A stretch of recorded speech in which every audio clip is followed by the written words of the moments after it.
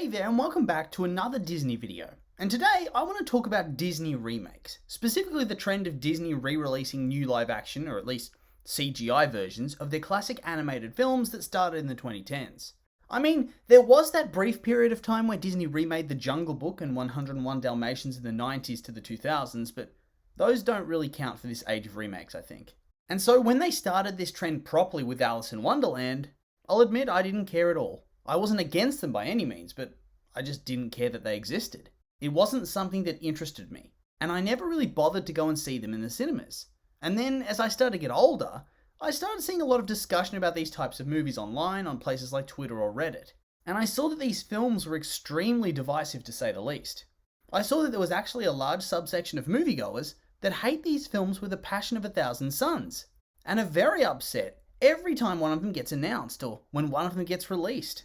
And this did surprise me. Yeah, I expected people to probably judge them a bit more harshly because they have that sentimental attachment to the originals and they don't want their legacy tarnished. But at the same time, I didn't expect people to take their mere existence so personally. Like somebody had taken a shit on their front lawn or burnt their only pictures of their dead grandma in a fire. So I figured I'd keep following that rabbit hole all the way down to figure out what it is about these films that people seem to hate so much. And I think I've managed to pin it down to 3 major reasons, which we'll cover today. The first is that people find them derivative and unoriginal, which means to them that these films are a quick cash grab and should never have existed in the first place. And the second is that they're upset because they believe that by creating these sort of movies, Disney's unable to devote time to coming up with new films and content, and their enjoyment suffers as there's less being produced by the studio.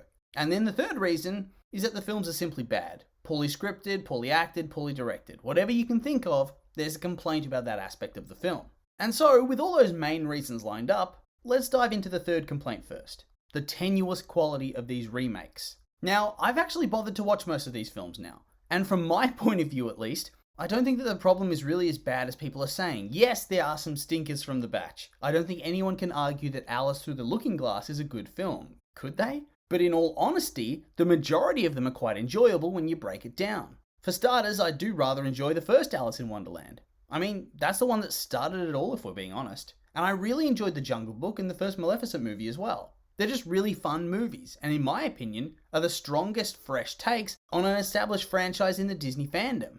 And yeah, a lot of the other ones don't necessarily retain that high quality of originality or even hold up to the level of quality of the originals. I mean, Jesus, a lot of these remakes are of the most popular Disney animated films ever, meaning they've remade quite a few of the Renaissance films already.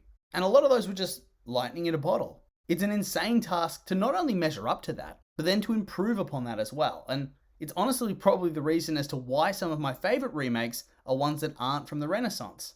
It's easier to bend the storylines with them and do something different because people won't get as upset by the changes.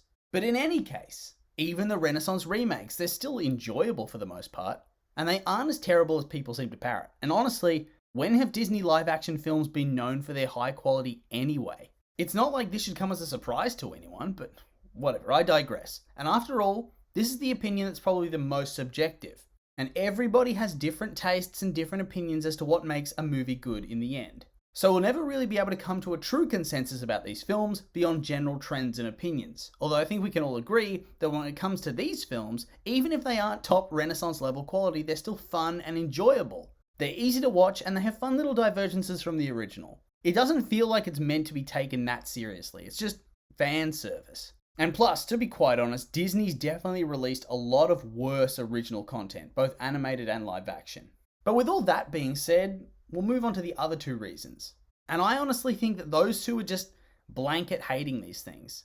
And in my opinion, they don't hold any water at all. So we'll move on to the complaint that these films, and indeed films in general these days, are derivative and unoriginal. That Hollywood's taking the easy way out whenever they churn out the next Disney live action film or Star Wars movie or MCU flick and just any sort of franchise or remake or reinterpretation ever. People seem to get so mad and yell about how this is damaging the art form and stagnating the industry. It's regressing the art of cinema. Or even just from the casual perspective that movies are getting too repetitive and everything's ripping off older films.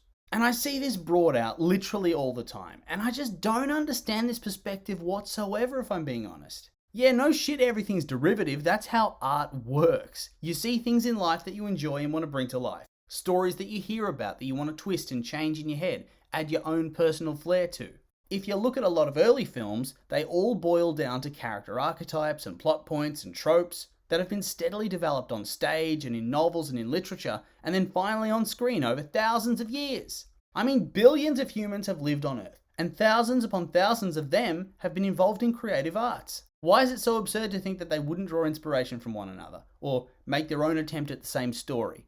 After all, look at all other art forms. Architecture. You can literally just look at a building and with enough expertise, figure out what era it's from its visual style, as architects would bounce off each other and use similar designs. I mean, look at all these different English country houses. Or how about those painters that do similar works over and over in search of perfection? How about Monet and his 250 oil paintings of water lilies? And he did this to capture the changing of the seasons and the passing of light to show the passage of time. And he does this for heaps of other landscapes too. Why is it okay for a painter to try something over and over to see how things have changed, and yet it's sacrilege for a film company to remake some of their older films?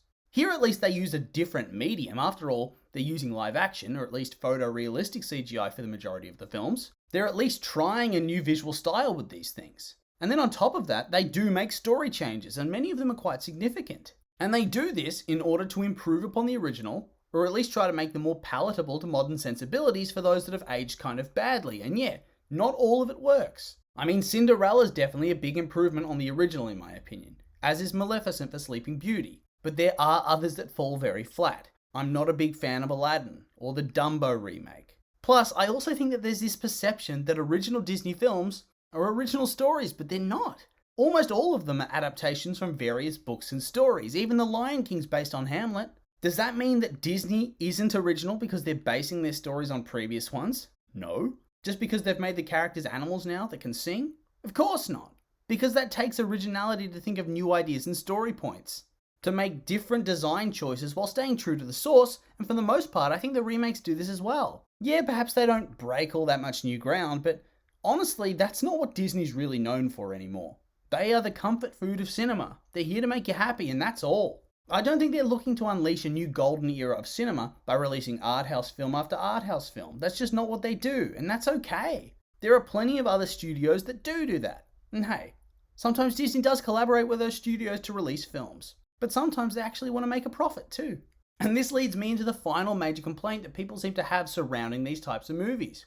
The idea that by somehow existing, they are preventing the company from making other films. Like, I don't even understand this. If they weren't making these live action remakes and adaptations, and by the way, since Alice in Wonderland in 2010, which really did kick off this new phase, there's only been 13 of them across 11 years. And I mean, some of those were straight to Disney Plus, which is as close to direct to DVD as you can get in this new era of streaming service. So in that regard, it's not like they're flooding the market, and they're certainly not making it so Disney's unable to release other films or have the money to produce other properties. I mean, just go look at the filmography of Walt Disney Pictures, and then look at the section that says 2010s. There are dozens and dozens of films there, only a small subsection of which are actually the Disney live-action remakes that are supposedly monopolizing the time and resources of the company and preventing the creation of other films and properties. The proof is in the pudding, and the taste of this pudding suggests that Walt Disney Pictures, Walt Disney Animation Studios, Pixar, Lucasfilm, Marvel, all these different studios are not being held back in terms of resources because the flagship studio wants to remake the films of the glory days to entrap a new generation in their web and earn massive box office earnings. How dare they wish to be a prosperous and successful company? Am I right?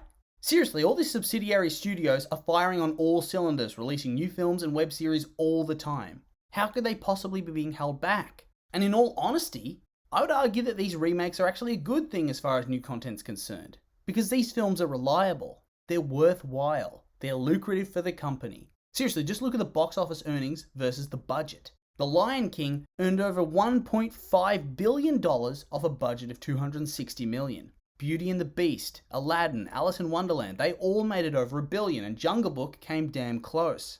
I wouldn't really describe any of these films as a box office bomb, except for Alice Through the Looking Glass. So I can't really argue that they're a drain on the company's resources at all. In fact, surely their lucrative nature and box office success would have allowed Disney to fund further properties and films, to further take risks and see what works out.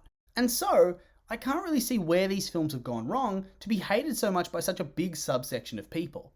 Seriously, people will pick these films apart and comb through them for any reason to dislike them.